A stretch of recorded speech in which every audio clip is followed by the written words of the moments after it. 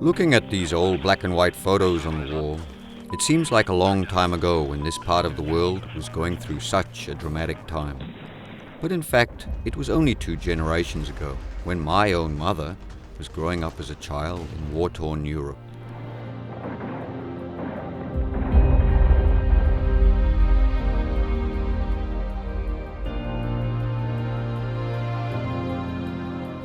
Whilst in history, wars have been fought mainly for new territories, an increasingly larger number of conflicts are fought today because of water and food security. And even though Papua New Guinea boasts fertile soils and plenty of available land, population growth is putting an unprecedented pressure on the country's capacity to feed its own people. Perhaps the biggest challenge of the 21st century.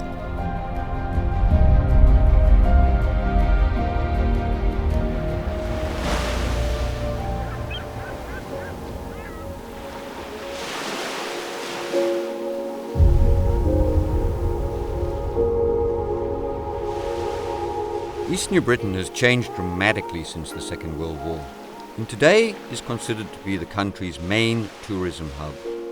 And just by looking at its natural beauty, nobody would question why.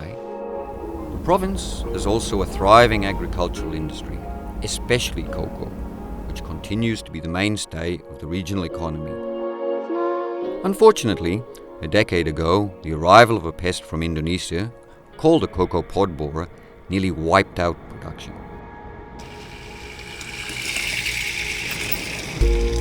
Today, we'll be going to see some of those farmers who are putting into practice those things that we talk about. We will meet Apollos, who runs a nursery on a commercial basis, I might add, where he does clonal hybrid grafting. We will later meet David, who was a farmer who was severely impacted and he lost all his livelihood, who has gone back into cocoa, planting these hybrids, and made sufficient money from them that he has been enabled to plant another hectare, which is for his wife and children. Morning, Apollos. Good morning, Steve. Morning. How are you going? Good. What are you going to show me today? I'm going to show you what we are doing. Apollos and his team are eagerly sought after for their skills as budders. These are people who can graft pod borer tolerant clones, or, to put it simply, make sure that only the trees with high tolerance against this pest actually end up back in the field. What we have done here is we have this nursery certified under CCI policy requirement, and under the policy requirement on certification we have a budwood garden, and we have the 18 different varieties that are resistant or tolerant to CPB. This, what I have here, is a bud stick. It's extracted from a B1 clone. All right, and that's one of the cocoa pod borer tolerant clones, is that correct? All right. Now, before we go on to that, can you show me what you're going to graft this onto? We get the seeds from the cocoa block. Just ordinary seeds? And any ordinary seeds. We get them and then we plant them. And after 3-4 months, when they're ready, what then we do is we go and extract the bud stick from the budwood garden, which is certified. And so what we do, we come in here, we have a tape. In the past, there was not enough of these trees to supply all the farmers that wanted them. But as we will see, the situation has improved dramatically, since millions of these are now being planted. I used to think this was quite easy, but from what Apollos has shown me, it looks as though it might be quite difficult. And in fact, the successful budders that work on this project are highly sought after. They've become professionals, because every nursery that's established around East New Britain requires a good budder, because they can get success rates of 85%, whereas if I'm doing it, I'm sure I won't be getting anywhere near 85%. So what we do is basically we make a patch with this little bud here in it. We do that by scoring both sides and then cutting around it. Using the other end of the budding knife, we should be able to just lift that patch off. And in fact, there it's come off quite easily. So that is what's called the bud patch, with a little bud which will become your new tree, by making what's called a T-cut. And again, with the other end of the budding knife, we simply open that up. Probably haven't gone quite deep enough. And then, with this, we simply slip it in under the skin there. Okay, tape that to hold it firm. We do that with a product called Nesco Film. There are several products like this on the market.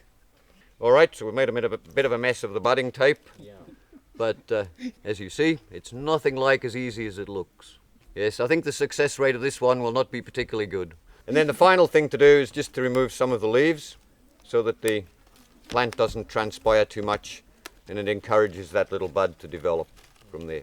So this is similar to some of the procedures in medicine where they can actually graft bone onto bone. Here we're grafting plant material onto plant material. So these clonal hybrids are very precocious. In other words, they start having crop very, very quickly. Much quicker than a tree grown from a seed. So I'll get Appelis to call this my tree and I'll come back in 6 months and see if we did any good. In the meantime, while we're waiting for my tree to grow, if it'll survive, Appelis and I will be planting a tree that has already been successfully budded. Well, actually, I'll let him do the planting and hopefully learn a couple of tricks myself.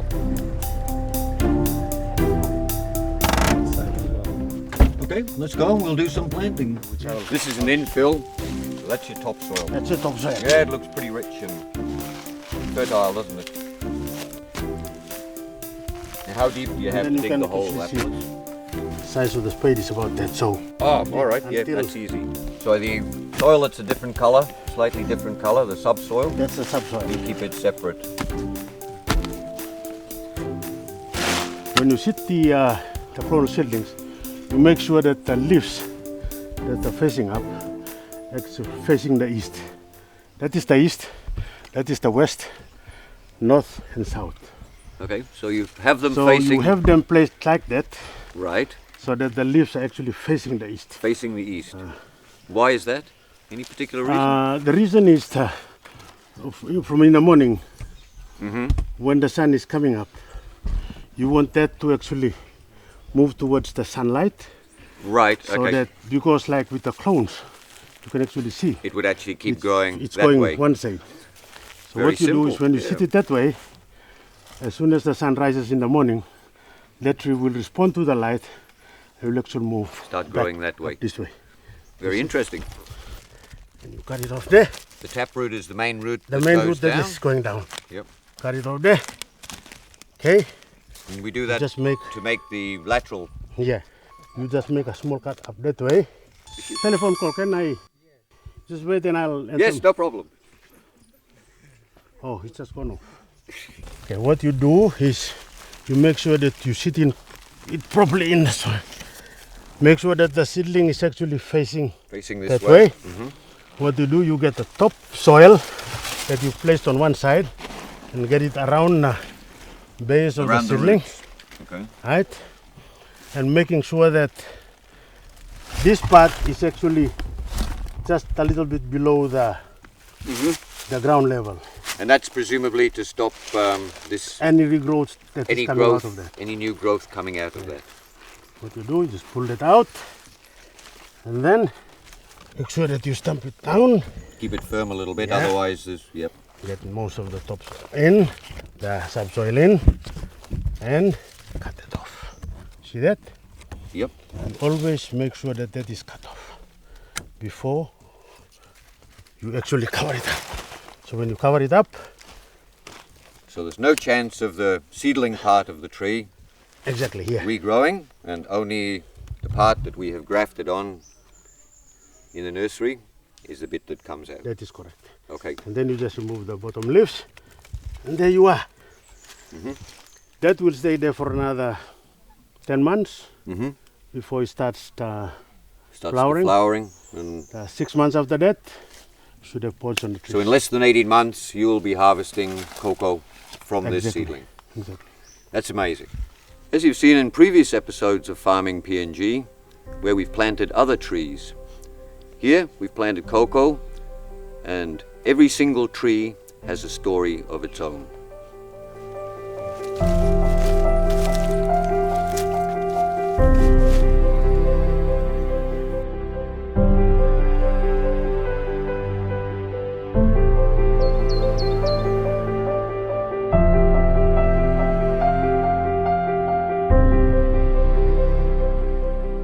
Farmers like David nearly lost hope a few years ago as a result of the devastation that was caused by this insect. However, nowadays they are much more optimistic and have learned to live with problems, and moreover, they have become better farmers in the process, as they attend their blocks on a daily basis now, which is the secret of any successful agricultural venture.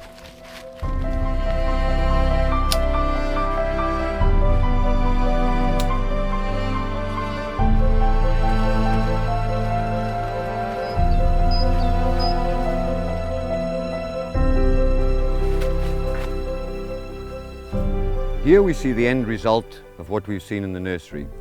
This tree is about 2.5 years old in a farmer's block just outside Woodhouse in East New Britain. This is one of the clonal hybrids we've been grafting from the nursery. And you can see these trees are really precocious. They're bearing, they have mature pods, they have pods that'll be ripe in another month or so. They have sherrills, which is what these small pods are called, and the tree is still flowering. So this farmer here will be having cocoa right through the next 6 months. He will be earning money from this cocoa. Since the advent of the cocoa pod borer, the plantation sector has been in serious decline. And most of the production of PNG's cocoa, about 85% of it, comes from small farmers like David here at Woodhouse. So the future looks very bright for the PNG cocoa industry.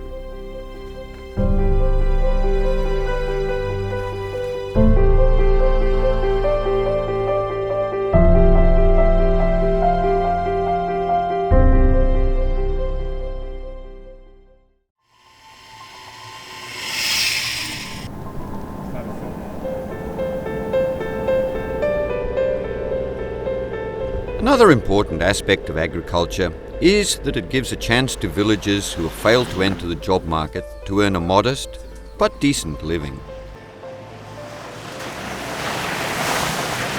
The same is true for school dropouts as well.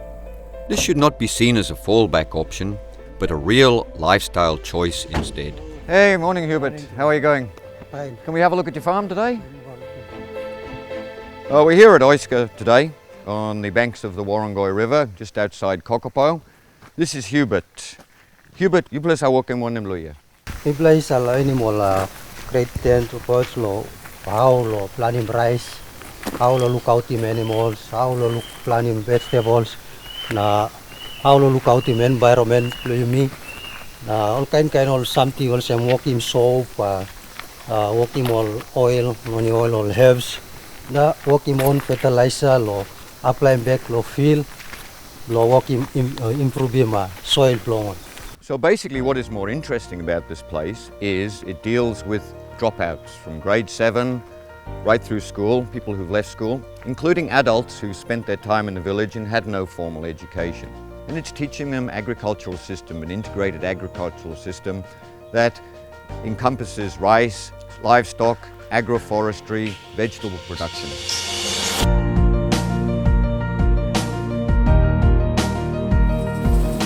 Papua New Guinea imports millions of kilos worth of rice every year from Australia, Thailand, from the Philippines, and we only produce a very small amount. The issue is not so much whether we can produce it commercially, because we can definitely grow it. The issue is more about food security, because in times of drought and the wet weather that we have had in the highlands in recent months, rice becomes an important staple. It's an easy food to use. What I have here is some locally grown rice from this rice field behind me. This is probably not what you'd expect. Most people equate rice with paddy fields. That is rice grown in water. In Papua New Guinea, we tend to plant more dry rice that's grown in a dry area. This stuff's ready for harvest. These people have been doing this here for quite a number of years, and they retain some of the seed for their own use to replant them, and also to feed their own students here, and also to sell to the local community.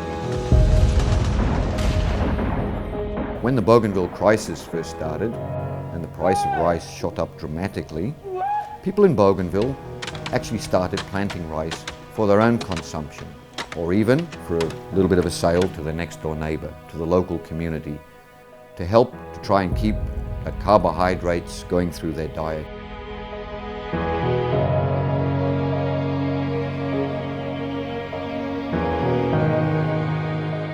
This is the rice we've just harvested. You can tell it's mature because the rice heads have already started to turn a brown colour. This is when you know it's ready to harvest.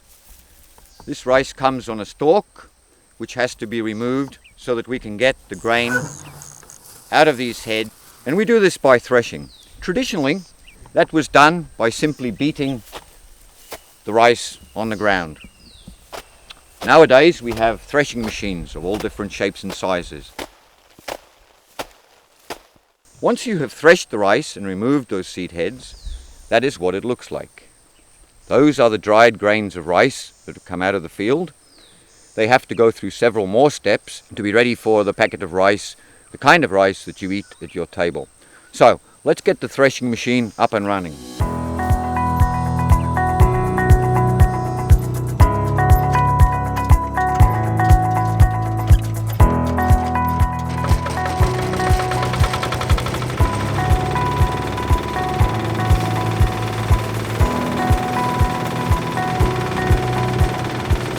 What we have here is the rice straw.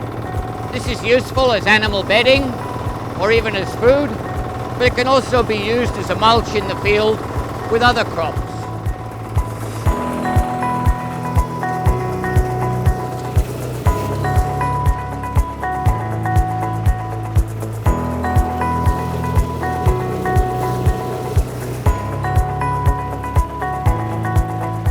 What's happening around the world generally is that marketing is being driven by the consumer, not by the producer.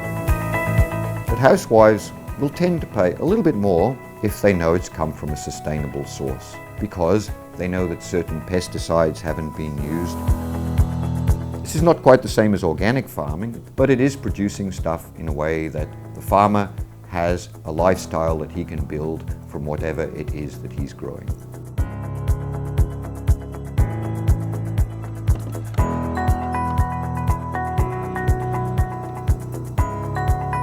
So this rice has been dried already? Yeah, this rice I'm already dried, ready for storing in the storage tanks. Okay, well it all looks pretty good. And it's nicely dry. How dry does it have to be at this stage now, ready for milling? Rice that is ready for milling should be dried to 14% moisture content. Mm-hmm. With this method we are using, which is using sunlight, normally the rice is not always dried completely to 14%. Okay, so you can do it mechanically with a dryer, or you can do it in the sun, which is a little bit more hit and miss process. One of the important things that's new, and a fairly new concept to Papua New Guinea, is this issue of sustainability. Sustainability means that you use your land over and over again to produce the income that your family or your clan generates every year. But the same applies to vegetables and to other more perishable commodities like rice, is that sustainable practices in agriculture are becoming the norm in countries overseas. The biggest problem for these guys growing rice here is the damage caused by birds and rats. So what I suggest they do is they get themselves a scarecrow. And I've been called that myself before.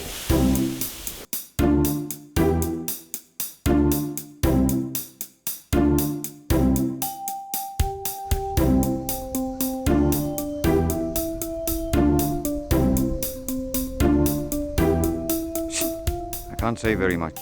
I've just been employed as a scarecrow, again, not for the first time in my life. There's one of those pesky rodents here again.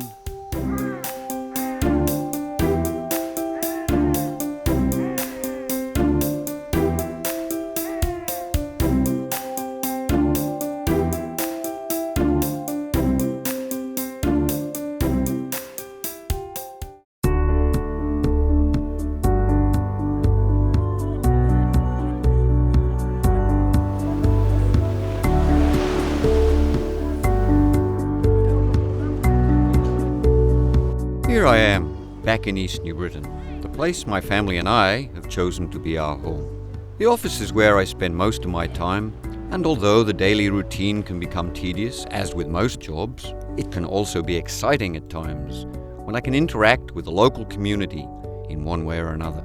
Sometimes this may be for an unexpected reason, such as chopping up a tree that has fallen on the golf course. Something different, and the kind of thing that I thrive on. Well, we have a bit of a problem. We have a big tree fallen down up at Keravat, and we're going to try and use a Lucas mill to cut it. Yeah, the Lucas mill, as you can see, is fairly portable. It's easy to handle and maneuver around. It's a little bit harder in the bush, but when you're loading it on the back of a vehicle, you can use a Land Cruiser or any sort of open back ute. We're lucky we've got a truck here, so it's nice and easy. Doesn't weigh a lot. Several guys can run it themselves. Okay, so just line them up, guys, down the side here. Okay.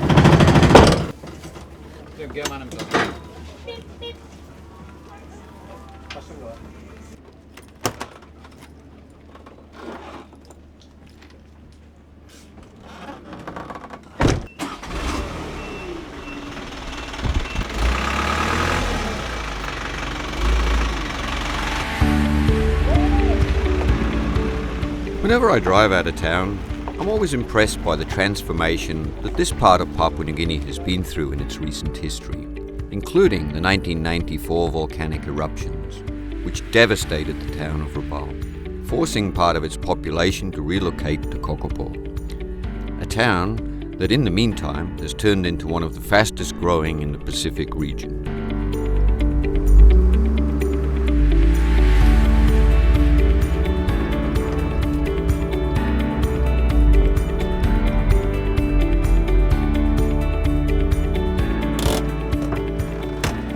Well, here we are at the golf course where the tree fell down. The guys are already here and waiting.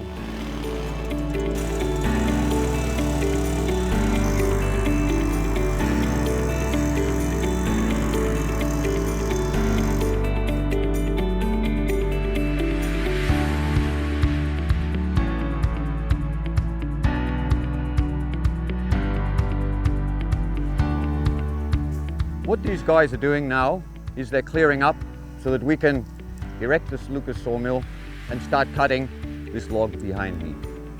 But you will have noticed that the chainsaw operator was wearing full protective equipment.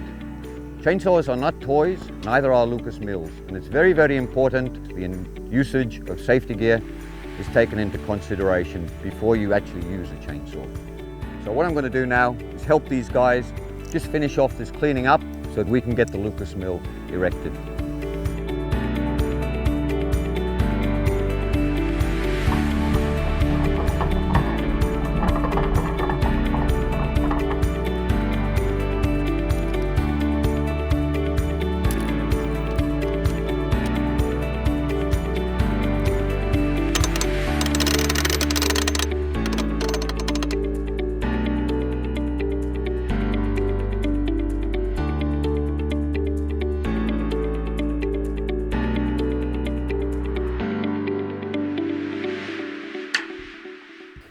The oil's done. Okay, as you can see, this is very quick and easy to assemble. It's a versatile machine. This particular machine is a 6-inch cut, which means it can cut any timber up to a 6x6 block. If you want 4x1 or 4x2, you can have whatever size timber you require.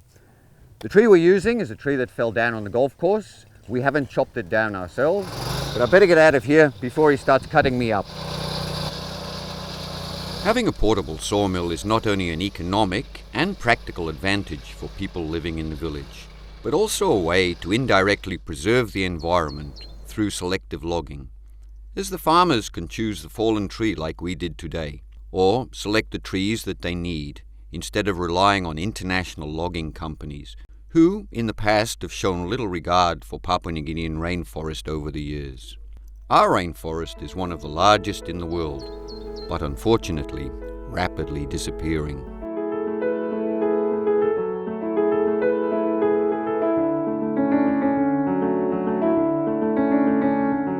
We've talked about environmental and sustainable issues with agriculture.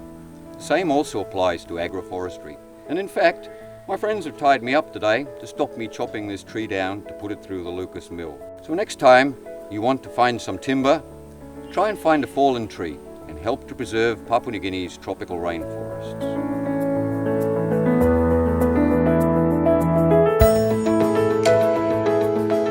is also the end of our initial journey to uncover a little bit of Papua New Guinea's agricultural sector, even though I feel we have just scratched the surface of an industry that reaches deep into the soul of our nation.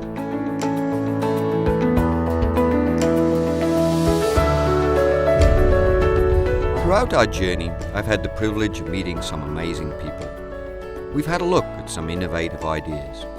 But above all, I've been struck by the friendliness and passion of PNG's rural communities.